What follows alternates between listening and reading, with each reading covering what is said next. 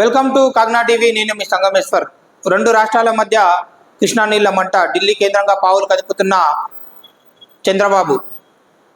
AP దోచుకుపోతుంటే Revanth సర్కార్ మొద్దు నిద్రలో ఉందంటూ బీఆర్ఎస్ నేత మాజీ మంత్రి హరీష్ రావు ఫైర్. కేసీఆర్ హరీష్ రావు వల్లే తెలంగాణకు తీవ్ర అన్యాయం జరిగిందంటూ మంత్రి ఉత్తమ్ కుమార్ రెడ్డి వెళ్ళింది. మరి కృష్ణా జలాల వివాదంలో మొదటి ముద్దాయి కేసీఆర్ అంటూ బండి ఫైర్. ఈ విధంగా రెండు రాష్ట్రాల మధ్య రాజుకున్నటువంటి కృష్ణా నీటికి సంబంధించి వివరాలు వివిధ దినపత్రికలో వచ్చినటువంటి వార్తలను మేము ముందుంచే ప్రయత్నం చేద్దాం. అందులో రెండు రాష్ట్రాల నడుమ కృష్ణా నీళ్ళ మంట. ఢిల్లీ కేంద్రంగా మరోసారి పావులు కదుపుతున్నటువంటి చంద్రబాబు. మరి కృష్ణాకు వచ్చినటువంటి 1010 టీఎంసీలకు ఇప్పటికే ఏపీ వాడుకున్నది 657 టీఎంసీలు. మరి తెలంగాణ వాడుకున్నది 220 టీఎంసీలు మాత్రమే. ప్రస్తుతం అందుబాటులో ఉన్నవి సుమారు 100 టీఎంసీలు. మరి ఏపీ తెలంగాణకు ఇంకా కావాల్సినవి 132 టీఎంసీలు కావాల్సింది.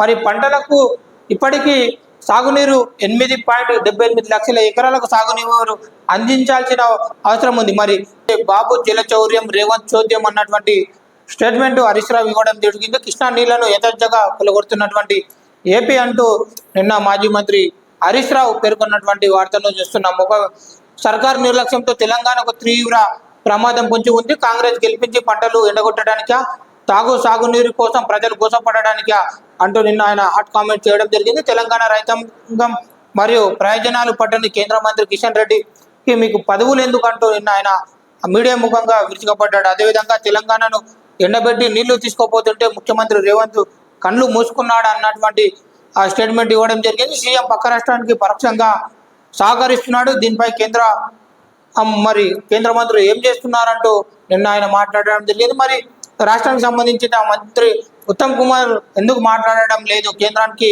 కృష్ణా బోర్డును నిలదీస్తలేరు ఎందుకంటూ ఆయన నిన్న మీడియా ముఖంగా మాట్లాడాడు. అదేవిధంగా బీజేపీ ఎంపీలు, కేంద్ర మంత్రులు ఏం చేస్తున్నారు, ప్రజలు గోసపడుతున్న కిషన్ రెడ్డి పట్టించుకోరా అంటూ నిన్న ఆయన మాట్లాడడం జరిగింది. రాష్ట్ర ప్రయోజనాలు పట్టని మీకు పదవులు ఎందుకంటూ నిప్పులు చెరిగిన మాజీ మంత్రి హరీష్ రావుకు సంబంధించినటువంటి వార్తను చూస్తున్నాం. అదేవిధంగా దీనికి సంబంధించి ఉత్తమ్ కుమార్ రెడ్డి స్టేట్మెంట్ తీసుకుంటే, నీటి హక్కులను కాపాడేందుకు కృషి, ఏపీ జలదోపిడికి అడ్డుకోవాలని ఇప్పటికే కేంద్ర ప్రభుత్వాన్ని కోరామంటూ మంత్రి ఉత్తమ్ కుమార్ రెడ్డి తెలిపాడు. చంద్రబాబు చిలుక పలుకులు, ఏపీకి నీళ్లు మళ్లించుకొని శుద్ధ మాటలు, నీటిపై రాజకీయం వద్దని నీతులు చెప్తున్నటువంటి చంద్రబాబుపై ఉన్నటువంటి ఒక వార్తను మనం చూస్తున్నాం. అసలు 1010 టీఎంసీల నీళ్లు వచ్చాయి. మరి దీనికి తాత్కాలిక ఒప్పందం ప్రకారం ఏపీకి 666 టీఎంసీలు దక్కుతాయి.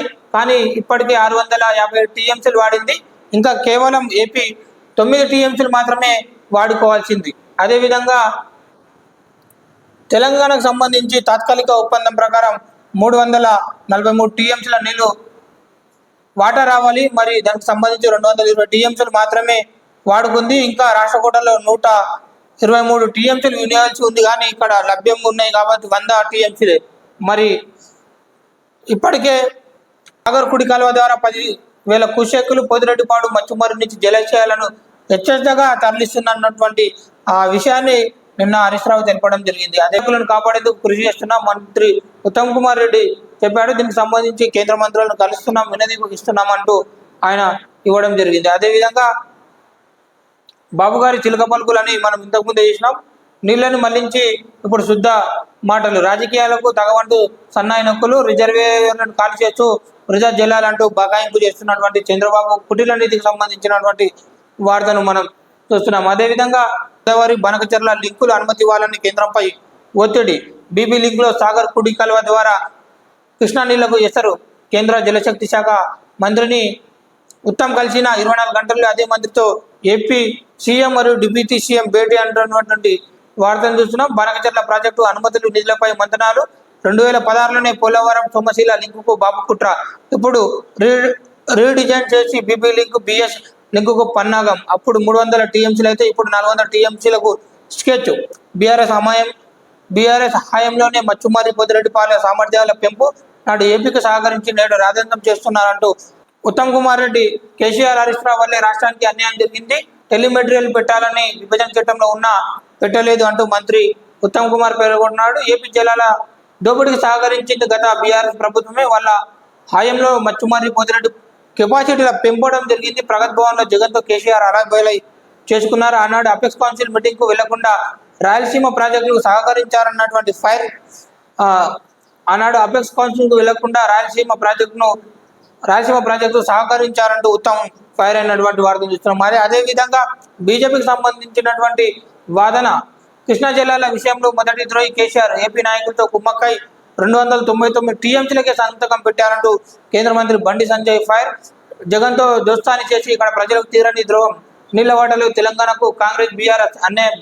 దక్షిణ తెలంగాణ ఎడారిగా మారేందుకు ఈ పార్టీలే కారణం అంటూ నిన్న ఆయన మీడియా ముఖంగా ఆ రెండు పార్టీల పైన ఫైర్ అయినటువంటి విషయాన్ని చూస్తున్నాం. అదేవిధంగా బీఆర్ఎస్ నేత మాజీ మంత్రి హరీష్ రావు స్టేట్మెంట్ ఒకసారి మనం చూసుకున్నట్లయితే ఏపీ జలదొడ్డిపై సర్కారు మొద్దు నిద్ర. సీఎం రేవంత్ మంత్రి ఉత్తమ్ చోద్యం చేస్తున్నారంటూ హరీష్ రావు పేర్కొనడం జరిగింది. మరి చంద్రబాబు కేంద్రాన్ని అడిగే దమ్ము రేవంత్కి లేదు. కేఆర్ఎంబి ఆఫీస్ ముందు ధర్నా చేద్దామంటూ సవాల్.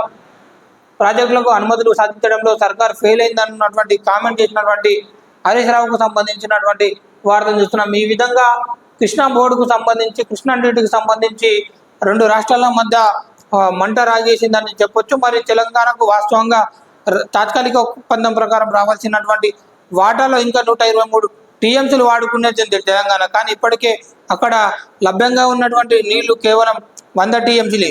మరి ఇప్పటికే ఏపీ తనకు వాటాకు కావాల్సిన 99% నీటిని మళ్లించుకుంది.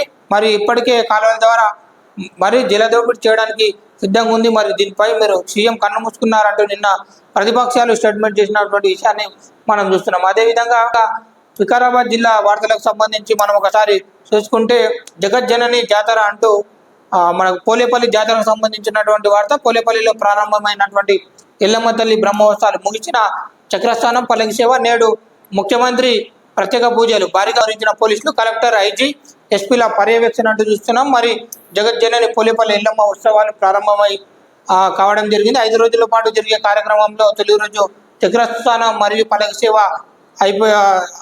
అయిపోవడం జరిగింది. మరి నేడు అందరూ ఎదురు చేస్తున్నటువంటి షీడే ఘట్టం ఈ రోజే జరగబోతుంది. జాతరలో ప్రధాన ఘట్టమైన షీడే ఉత్సవం శుక్రవారం సాయంత్రం జరుగుతుంది. షీడే అనే కొయ్యకు నిమ్మకాయలు పూలతో అలంకరించి ఊయలు కడతారు. అందులో అందంగా అలంకరించిన అమ్మవారి ఉత్సవమూర్తిని ఉంచి ఆలయం చుట్టూ 5 ప్రదర్శనలు చేస్తారు. ఈ సమయంలో అమ్మవారు భక్తులపై గవ్వలు చల్లుతూ ఎల్లమ్మ తల్లి సల్లంగా చూడాలంటూ వేడుకుంటారు. ఈ కార్యక్రమానికి 1,00,000కు పైగా భక్తులు హాజరవుతారు అని వార్తను చూస్తున్నాం. అదేవిధంగా ముఖ్యమంత్రి రాక కోసం అన్ని ఏర్పాట్లు చేస్తున్నామంటూ నిన్న కలెక్టర్ ఆ ఏర్పాట్లను పర్యవేక్షిస్తారు. అమ్మవారి పాటను ఆవిష్కరించినటువంటి కలెక్టర్కు సంబంధించి ఒక వార్తను చూస్తున్నాం. మరి పోలేపల్లి ఎల్లమ్మకు జాతరకు సంబంధించి ఈరోజు ముఖ్యమంత్రి రేవంత్ రెడ్డి పోలేపల్లికి చేరుకోబోతున్నారు. ఈ విధంగా పటిష్టమైనటువంటి బందోబస్తు చేసినటువంటి అధికార యంత్రాంగం.